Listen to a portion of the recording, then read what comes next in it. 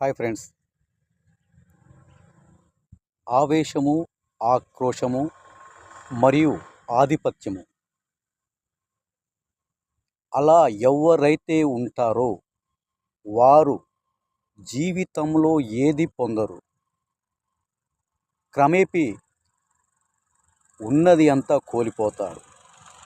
దానికి చక్కటి ఉదాహరణ మనం చూస్తున్న రష్యా ఉక్రెయిన్ యుద్ధం. ఈ యుద్ధంలో వారు ఏమి బాగుపడ్డారో తెలియదు కానీ ఇరు దేశాలు చాలా కోల్పోయారు.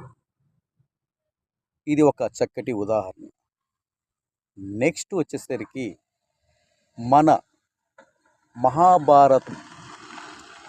మహాభారతం అనేది ఎప్పుడూ కొన్ని వందల సంవత్సరాల క్రితం మనిషి ఆక్రోశం, ఆవేదన మరియు ఆధిపత్యం కోరుకుంటే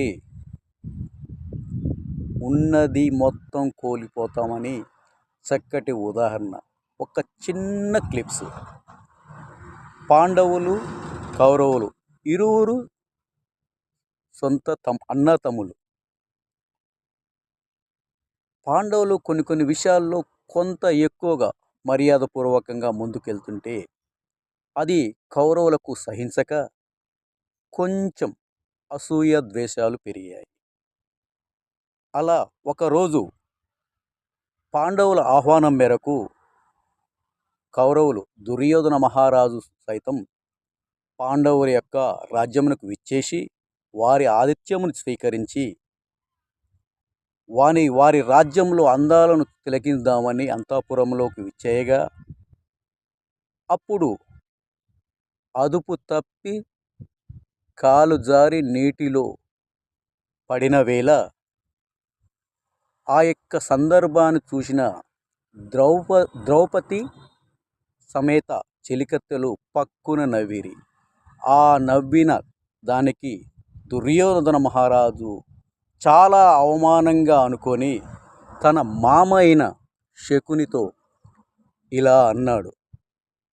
మామా శకుని, అక్కట ఎమ్మహారంబునందు వియత్సర కోటి తోడంబే రుక్కునంబోరియేలు మృతి నొందగా ఈ తక్కువ పాటి ప్రమదంబునా. మామ